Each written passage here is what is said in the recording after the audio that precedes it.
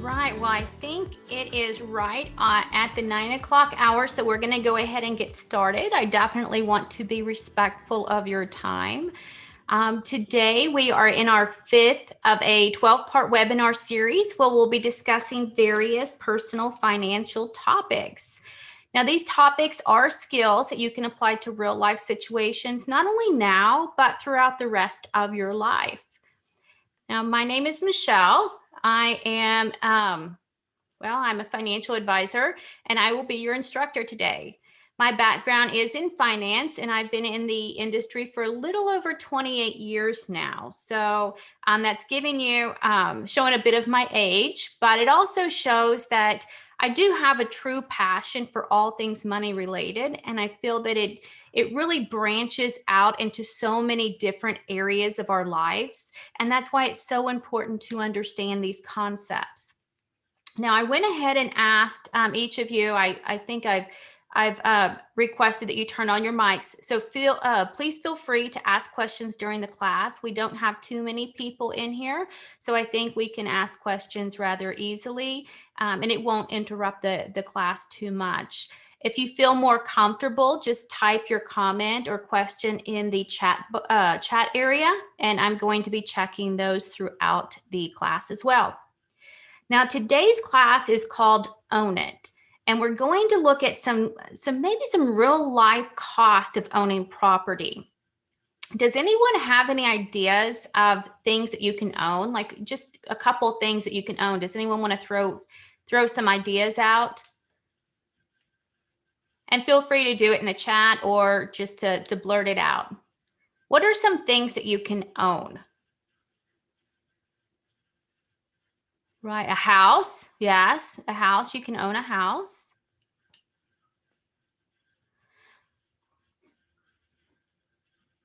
A car. Yeah. Well, we're going to look at some common things we own and break down the cost to show you how much it actually takes to keep those things that we own. Now, I recently taught a series of personal finance classes to a few middle and high school age groups. And during the class, we had some discussions. We were talking more about saving and investments and building a budget. But one of the things that got brought up was how much it costs to own certain property. And so not only to own it, but to maintain it annually. And I thought that was a really great assignment to give out and to see what people thought. You know, what property can you own? What does it take to purchase it? And in fact, what does it take to maintain it annually?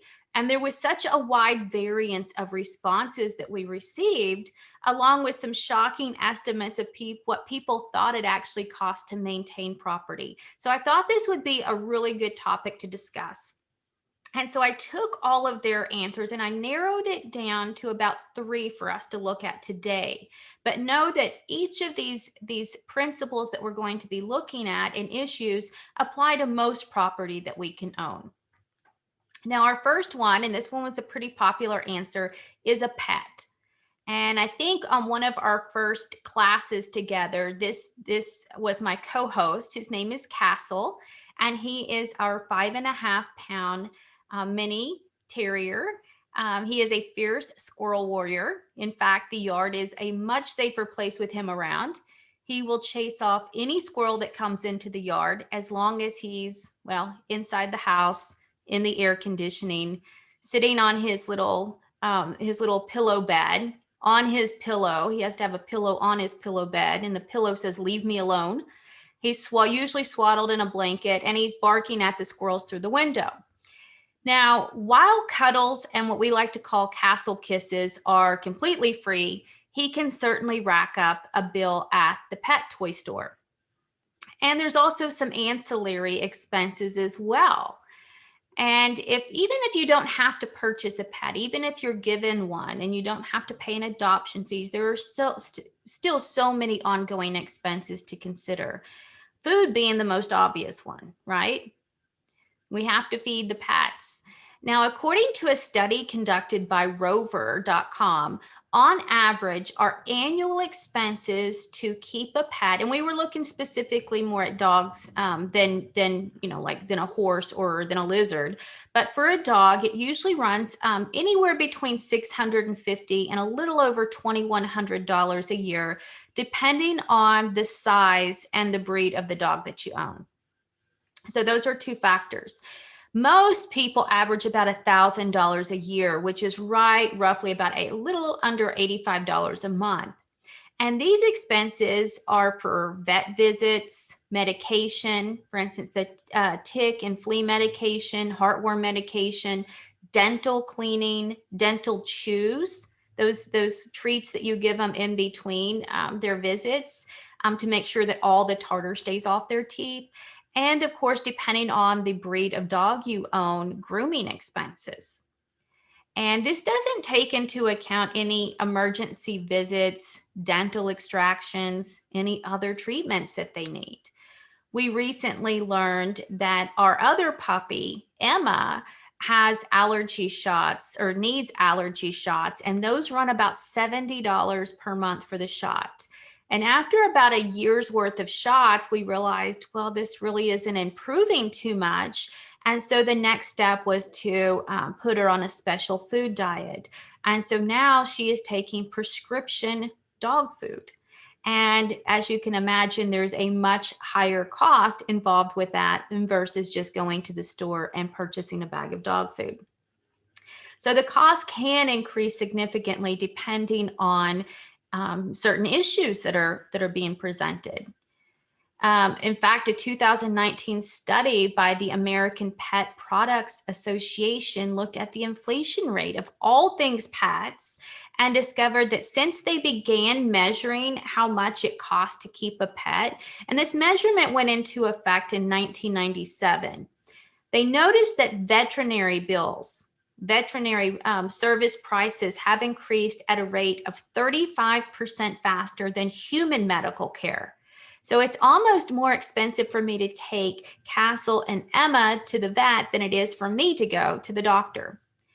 Now, another interesting fact was that during the pandemic over the last year, 33% of people spent more on their pets than they had anticipated or that they had in previous years. A lot of that went, could be associated with people were getting out to the parks more since they couldn't get into more public areas. They would go to the parks and kind of keep social distancing, walking the dogs. They wanted a fancy leash. They wanted a pretty sweater or t-shirt. And so they were out more and spent more on their pets. Another thing that we noticed with our vet, we noticed that it kind of kept getting busier. Every time we would show up, there were more and more cars in the parking lot. And when we asked the vet, they said, yeah, I think it's because a lot of people with working from home have the time now or the flexibility to make these appointments that they weren't able to make before. So we did see a big uptick in expenses during the pandemic for our pets. Another interesting fact that this rover.com study showed was that 58% overlooked including any pet expenses in a budget at all. Now, what that means, and if we look back at a couple of classes ago when we talked about creating a spending plan, one of the things that we wanted to, or some of the things that we wanted to add into that budget or spending plan were any types of monthly expenses, because we want to make sure that we can divide those expenses into needs and wants. And without including those in your budget at all, you may come up short when you have an emergency vet bill or need a dental extraction. So these are definitely things to consider and notate. It's not cheap to own a pet. It's also not cheap to own a car. When I turned 16, my grandparents gave me a car. It definitely was a beater. It barely ran, but it did get me to, from point A to point B. And I was so excited to have transportation that I didn't really consider the costs. Now, average car payments, and this is looking at average across the U.S., range about $400 for a used car. It was actually like $372, but it makes it for a nice even round number to say 400 for a used car. You can get much higher than that for a new car. But, and you may think if you're working, I can afford that $400 car payment. However, can you also afford the $98 or $100 insurance each month for the car and the gas for the car? Average usage for gas, and again across the U.S., was about $100 per month. And they also recommend putting back anywhere from $50 to $75 a month for ongoing maintenance. And these are things like oil changes, the fluid change, transmission fluid, power steering fluid, belts for the car, and in addition, tires. Tires can become a very expensive cost, especially if you're not saving up for that. Tires run anywhere from $500, depending on the size vehicle, much higher. And so to have that amount saved aside is definitely will be helpful to not put a burden on the rest of your expenses.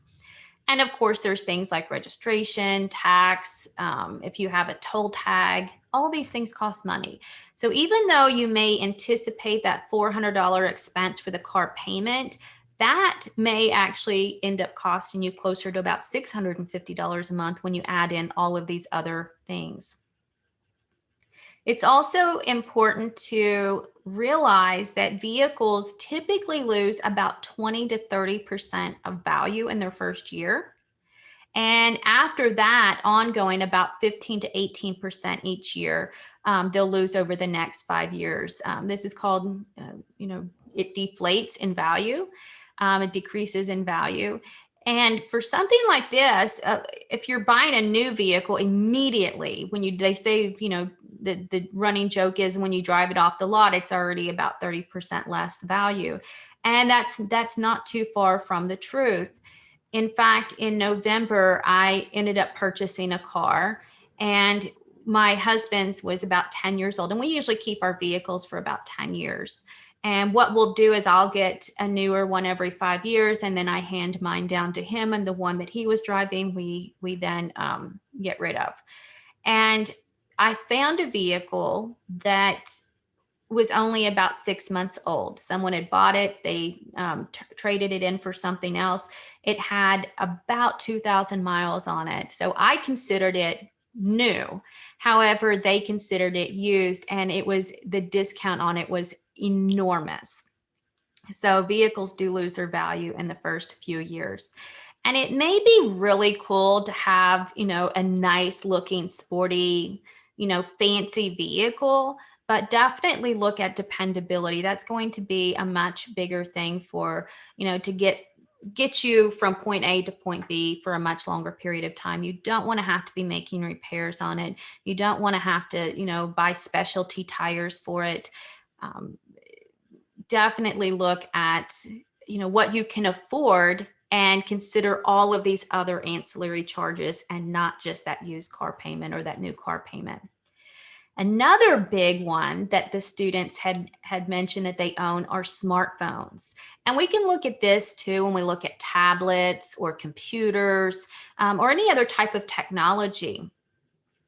Over a lifetime, and I don't know if just someone blurt out, how much do you think it cost over a lifetime from someone, between the ages of 18 to 78? How much do you think they spent on average over that lifetime on a phone? Anyone have any ideas?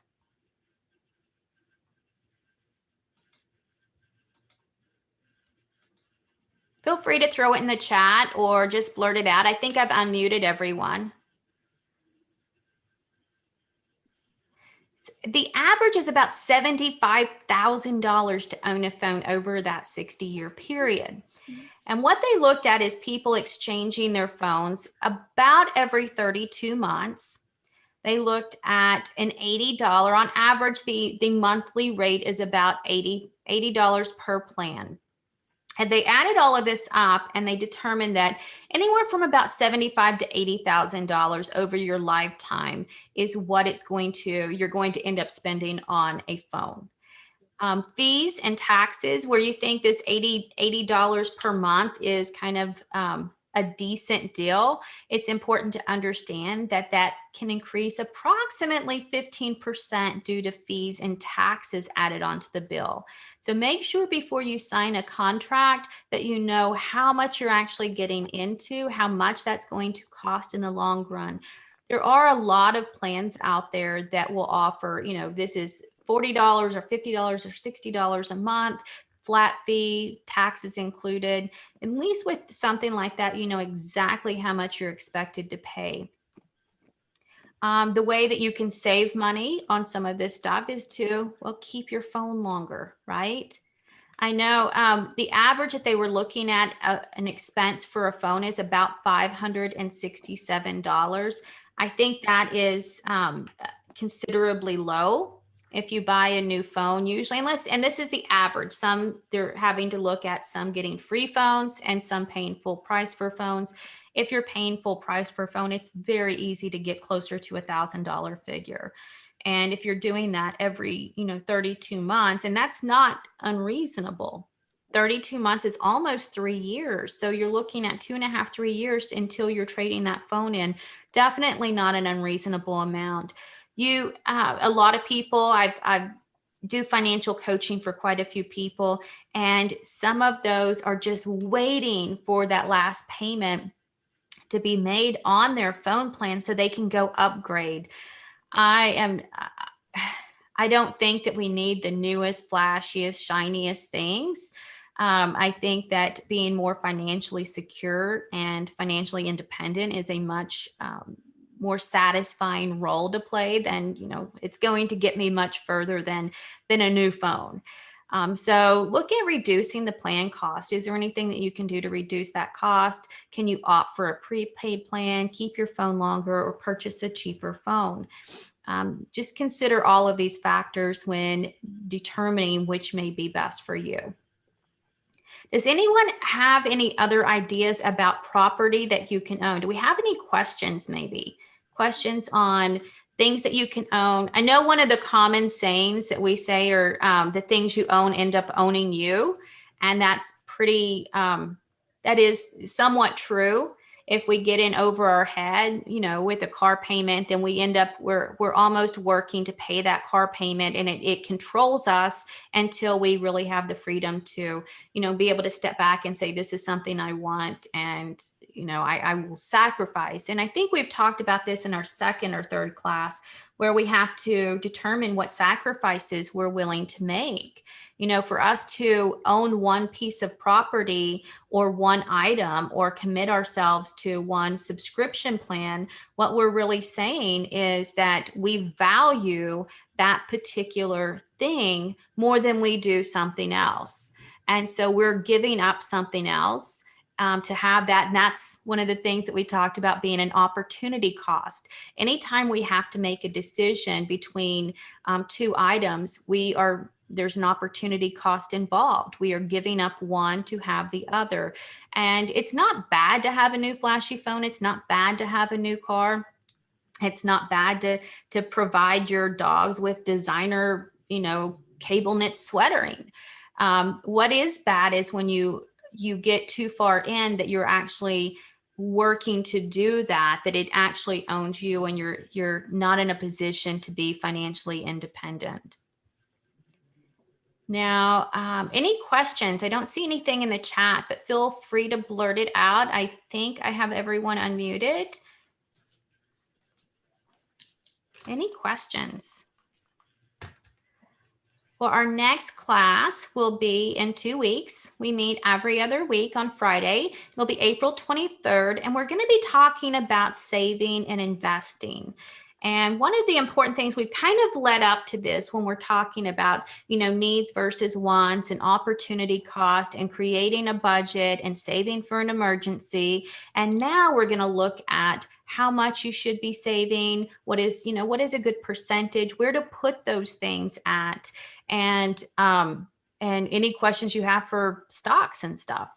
We're going to dive into that a little bit more in a couple weeks when we look at more along the lines of investing, stocks, mutual funds, bonds, and stuff. But we will be kind of tiptoeing around it in 2 weeks.